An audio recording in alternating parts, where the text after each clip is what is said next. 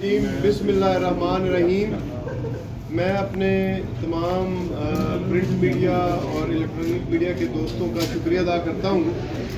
आज 3-4 अहम इश्यूज़ हैं वेस्ट पंजाब रीजन के हवाले से, जिन पे बात करने के लिए मेरे साथ ख्याल कास्ट्रो साहब हमारे डिवीजनल कोऑर्डिनेटर हैं, वो हैं, और शेख खुरम साहब हमारे मरकज़ी डिप्टी सेक्रेटरी जनरल हैं PTI के। तो मुनासिब समझा गया कि कुछ इश्यूज़ के ऊपर जो है वो अखबारात में और इस पे सोशल मीडिया पे और इस पे इलेक्ट्रॉनिक मीडिया के ऊपर जो है वो कुछ चीज़ें चल रही हैं, तो उनको ज़रा क्लैरिफाई कर दिया जाए ताकि उससे जो पार्टी रैंक्स हैं उनके अंदर भी लोगों को क्लैरिटी आ जाए और जनरल पब्लिक को भी उसके बारे में बेहतर तरीके से पता चल जाए। तो सबसे पहली बात यह है कि हमारा जो इलेक्शन जनरल इलेक्शन का प्रोसेस है लड़ने के लिए, वो प्रोसेस हमारा स्टार्ट हो चुका है और उसके लिए पार्लियामेंट्री बोर्ड्स ने अपना काम करना शुरू कर दिया है। पार्लियामेंट्री बोर्ड्स जो हैं उन्होंने डिफरेंट लेवल्स के ऊपर, पहले यहाँ पे हमारे रीजन लेवल के, डिवीजनल लेवल के ऊपर, उसके ऊपर मीटिंग्स हुई हैं। फिर उसके बाद प्रीलिमिनरी मीटिंग्स जो हैं वो इमरान खान साहब के साथ और जो हमारी मरकज़ी क़यादत है उनके साथ भी ज़मान पार्क में इसके ऊपर हुई हैं। लेकिन जो र्यूमर्स और जो अखबारात की खबरें हैं जिसमें मुख्तलिफ कैंडिडेट्स के हवाले से लिखा गया कि जी फ़लाँ का टिकट हो गया और फ़लाँ का ऐसे हो गया, इन सब की मैं तरदीद करता हूँ। अभी तक पाकिस्तान तहरीक इंसाफ के किसी भी हलके में किसी भी उम्मीदवार का कोई फैसला नहीं हुआ। तो ये बात मैं कैटेगोरिकली कह रहा हूँ कि अभी तक किसी भी हलके में किसी भी टिकट का कोई फैसला अब तक नहीं हुआ। तो इसके ऊपर हमारी जो प्रीलिमिनरी मीटिंग है, एक दफ़ा एक राउंड हुआ है खान साहब के साथ, जिसमें तमाम जो हमारे एस्पायरेंट्स हैं, टिकट होल्डर्स हैं, MNAs MPAs हैं, उनकी जो कारकर्दगी है उसका जायज़ा ज़रूर लिया गया है। लेकिन मैं फिर से दोहरा देता हूं कि किसी भी जो अभी प्रिंट मीडिया में जो खबरें चल रही हैं या इलेक्ट्रॉनिक मीडिया पे जो खबरें चल रही हैं कि जी फ़लाँ का टिकट हो गया और फ़लाँ का रह गया है, तो मैं वाज़े कर देना चाहता हूं कि इस किस्म का अभी तक किसी भी हलके में कोई फ़ैसला नहीं हुआ। इसके बाद मैं बात करना चाहता हूं जो अभी ज़िमनी इलेक्शन आ रहे हैं। इंशाल्लाह पाकिस्तान तहरीक इंसाफ भरपूर तरीके से इन ज़िमनी इलेक्शंस में हिस्सा लेगी। ये पाकिस्तान के अवाम को असल जो इश्यूज़ हैं उनके ऊपर से उनकी तवज्जो हटाने की एक कोशिश है।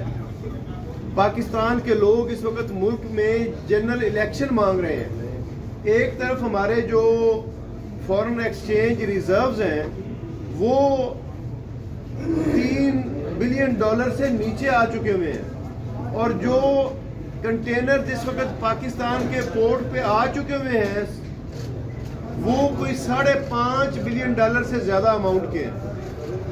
एक तरह से अगर वो इंपोर्ट का माल अगर पाकिस्तान की गवर्नमेंट उसको क्लियर करती है और डॉलर्स बाहर जाते हैं तो हम $2.5 बिलियन जो है वो नेगेटिव में चले जाएंगे। हमारे पास एक तरफ तो जो हमारी अशिया ज़रूरिया है, खाने पीने की चीज़ें हैं, उनको फाइनेंस करने के लिए पैसे हमारे पास मौजूद नहीं है। दूसरी तरफ ज़िमनी इलेक्शन के ऊपर अरबों रुपया जो है वो 100 से ज़्यादा हलकों में ज़िमनी इलेक्शन होने जा रहे हैं। अरबों रुपया अब 4 महीने पहले खर्च किया जाएगा और 4-6 महीने बाद जो है वो दोबारा से इसके ऊपर अरबों रुपया खर्च किया जाएगा, इस कौम का पैसा ज़ाया किया जाएगा। लेकिन बतौर जमात हम किसी भी इलेक्शन को मिस नहीं करेंगे। हम हर तरह से तैयार हैं इनकी फस्तायत का मुकाबला करने के लिए, इनके ओछे हथकंडों का मुकाबला करने के लिए। हमारा एक ही मुतालबा है कि पूरे मुल्क के अंदर जनरल इलेक्शन होने चाहिए और हमने इसके लिए अपनी 2 असम्बलियाँ कुर्बान की हैं। हमने अपनी 2 हुकूमतें कुर्बान की हैं। वो इसलिए कुर्बान नहीं की कि ये जो है वो निगरान हुकूमत का बेस धार के, निगरान हुकूमत का लिबादा ओढ़ के, ये नून लीग के गमाश्ते, ये नून लीग के गुंडे और बदमाश जो है वो इलेक्शन कमीशन की शय पे इस मुल्क के लोगों के ऊपर हुक्मरानी करें और पाकिस्तान के लोगों को उनके वोट के हक से महरूम करें। आज तकरीबन कोई तीसरा हफ्ता शुरू हो गया, अभी तक इन्होंने जो 2 असम्बलियाँ खैबर पख्तूनख्वा और पंजाब की असम्बली को टूटे हुए, और इन्होंने अभी तक जो इनके गवर्नर्स हैं वो आइन की खिलाफ वर्जी कर रहे हैं। उस वक्त तक उनको निगरान हुकूमतों का ऐलान नहीं करना चाहिए था जब तक वो इलेक्शन की डेट ना दे देते। अभी तक उन्होंने इसके लिए डेट नहीं दी। तो मैं आपकी वसातत से इलेक्शन कमीशन को ये पुरजोर तरीके से मैं ये कहना चाहता हूँ कि वो फौरी तौर पे अगर गवर्नर इसके ऊपर डेट का ऐलान नहीं कर रहा है तो ये इलेक्शन कमीशन का आईनी उसकी जिम्मेदारी है कि वो जो सूबाई हुकूमतों के इलेक्शन हैं 2 सूबों के अंदर उनका फौरी तौर पे ऐलान करें, ताकि जो लोग हैं वो अपना हक राय दी इस्तेमाल करके इन दोनों सूबों के अंदर अपनी वोट की ताकत से जो है वो यहाँ पे हुकूमतें बन सकें। इसके अलावा इस वक्त पाकिस्तान के लोग महंगाई की चक्की में पिस चुके हैं। पाकिस्तान के लोग इस वक्त एक वक्त की रोटी के लिए जो दरबदर हैं। पाकिस्तान की आधी से ज़्यादा आबादी गुर्बत की लकीर से नीचे चली गई है। इससे ज़्यादा बर्बादी पाकिस्तान की मईशत की कभी नहीं हुई जितनी 10 माह के अंदर हुई है। और इस वक्त जो है किसी भी इंटरनेशनल फाइनेंशियल इंस्टीट्यूशन ने पाकिस्तान को किसी भी तरीके से इस इम्पोर्टेड रजीम के होते हुए बेल आउट करने से इनकार कर दिया है। और हर तरफ से इस वक्त जो है सिवाय इनके पास एक तरीके के कि ये मजीद बिजली गैस की कीमतें बढ़ाएंगे, मजीद पेट्रोल बम गिराएंगे इस कौम के ऊपर, इस पाकिस्तान की गरीब अवाम के ऊपर। मजीद महंगाई होने जा रही है।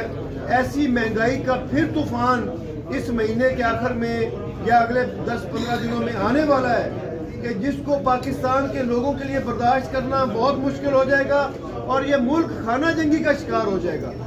अब जो इम्पोर्ट पाकिस्तान के अंदर जो इम्पोर्ट की चीज़ें पाकिस्तान के अंदर खाने पीने की चीज़ें नहीं आ रही, आहिस्ता आहिस्ता चीज़ों की किल्लत होती जा रही है।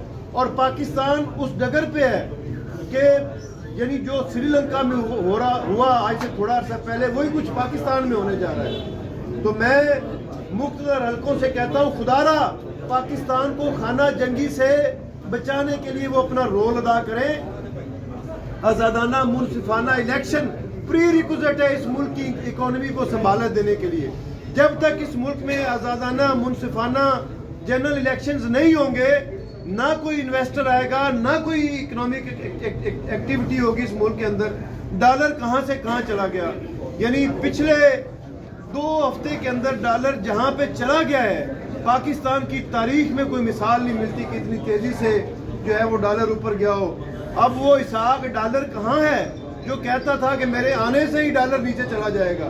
इसहाक डॉलर साहब, ये पाकिस्तान के लोग आपके बच्चों को जोलियां उठा उठा के बददुआएं दे रहे हैं। और जितनी महंगाई डॉलर के महंगे होने से हो गई है, और जो आप IMF की शराइत मान रहे हैं, और आपने बिजली गैस पेट्रोल की कीमतें बढ़ाई हैं, और उससे जो महंगाई का तूफान इस मुल्क के लोगों के ऊपर आएगा, उसके लिए ये कौम आपको कभी माफ नहीं करेगी।